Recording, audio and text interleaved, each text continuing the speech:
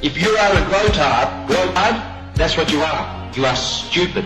Stupid beyond your wildest imagination. That's why we have a horizon, because it's horizontal. That's why we have sea level, because the sea is level.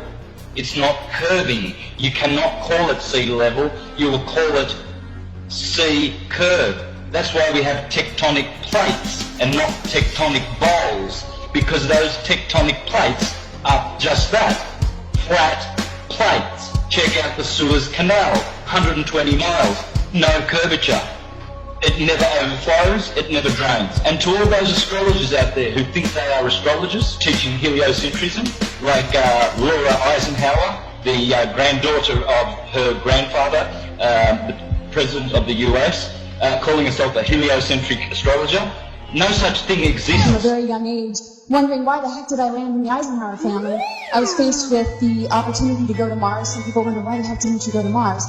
But my intuition told me, from really recalling a youth filled with a lot of insight about what I was here to do, was to not go anywhere. That is retarded. Laura, you are a false prophet. The line going from the AC to the DC is called the line of the Earth, and it never moves. AC to DC, ascendant to descendant, movement or the position of the Earth in relation to any of these planets, because it's that line of the Earth which we call the horizon. Speaking of horizons, some guy, he filmed a mountain. He was flying over Texas, and he used his camera to film a mountain. This mountain was supposed to be hidden by 35 miles of curvature with the current circumference of the Earth that we're given. Just sitting straight up, he's just right there. It's not hidden by 35 miles of curvature. It's crazy. As soon as flat earthers found out about P900 cameras that are made by Nikon, where they can zoom in times 80, I think, and what's going on is like, you can see a boat disappear with your naked eye. And that used to be proof alone. That used to be proof for the curvature of the Earth. But now, you can watch the boat disappear with your naked eye. And then you can pull up this camera and you can zoom in on the boat that you just watched disappear. And you can bring it right back into full view, just perfectly visible. It's crazy. There's no camera tricks, there's no illusions involved. Nothing. It's just perfectly back into view. There's flat earth proofs coming out all the time, every other day, it's just a matter of if you can find it or not, if it's going to surface in the right areas where people can share it. You know, they're trying to censor this stuff nonstop. There's just a mission to keep this stuff buried.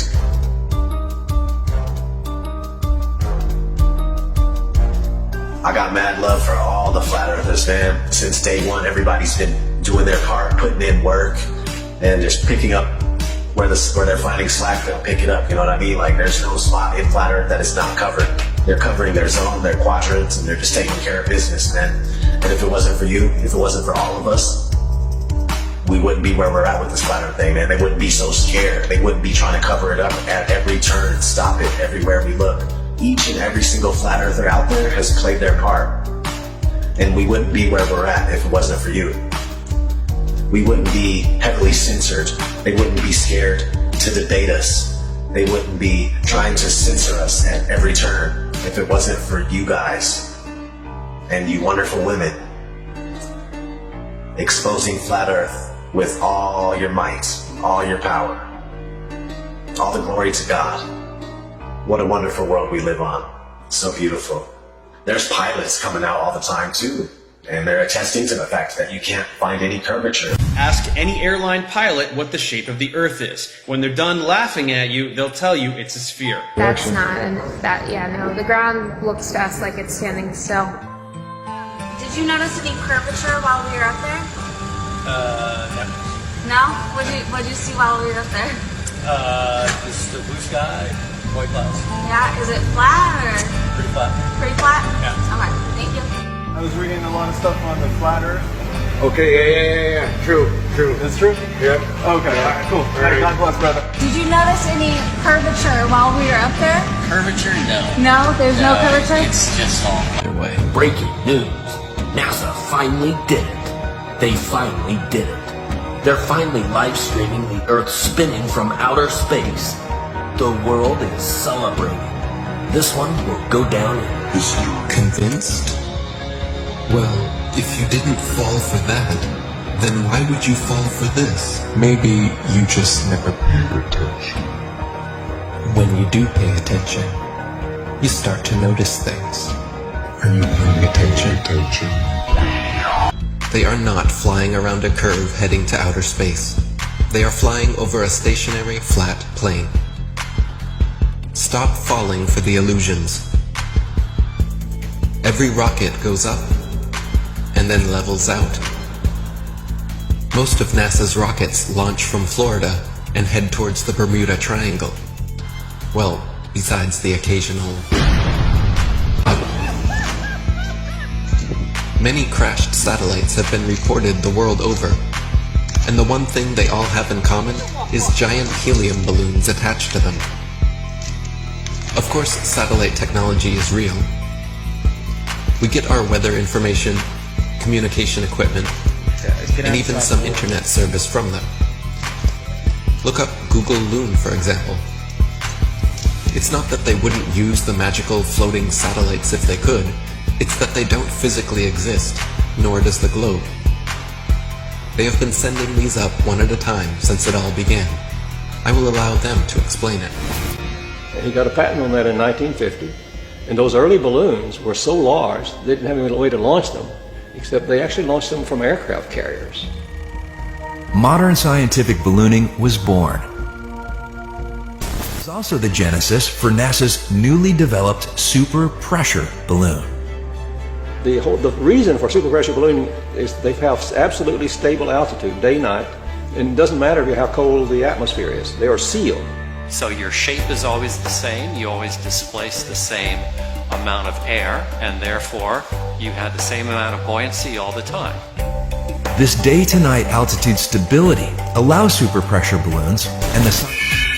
Hi, I'm Matt, and this is NASA Now. NASA's been using balloons for science research for over 30 years. The exploration that can be done on balloons is continuing to grow. The standard balloon that I fly is about 660 feet long when it's made. So when it's inflated, it's over 400 feet tall by 440 feet wide. Think of a dome stadium. That's how big my balloons are. So let me get this straight. It is now public knowledge that they send up satellites on massive helium-filled balloons. As you should know, NASA is the largest consumer of helium in the world, for obvious reasons. But the issue with society is that they never critically think. Just think for a second here. If these are sent up to provide the world with all of the important information we need, and I'm sure the entire process is expensive and difficult to accomplish, then please explain to me what in the flat world do these pathetic animations do for you? Do they make you happy inside? Are they so super duper cool that you cannot see past the obvious CGI? The fact of the matter is everything NASA sends up on a balloon simply hovers above our motionless Earth. That is why they rarely speak about orbiting satellites, and of course, they never show footage. Here is some footage of a random evening with a man, the moon, and his Nikon P900. Notice anything floating up there? The only thing that's been in space is your imagination. Forget it, Bart. It's so bright out you can't see anything in the sky except the Fox satellite. Another remarkable fact about NASA's balloon launches is that many are launched from Antarctica.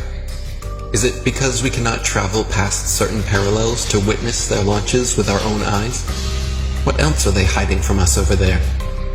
It would be nice if someone was allowed to truly explore Antarctica again. It sure has been a while since the last guy. Greetings to you, my young friend. Imagine they find more land. Imagine there is more land out there. More to explore, more to reside, more resources. You think they tell you and I about it?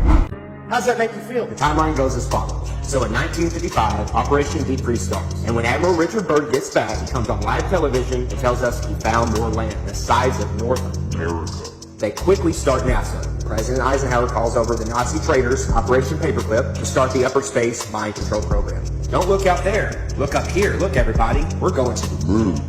Then, in 1959, 12 nations started the Antarctic Treaty, followed by 42 more nations where they have decided you or I cannot travel or explore any part of Antarctica, south or past the 60th parallel, without military clearance, without the aid of a guided tour. Do you really think that this is just a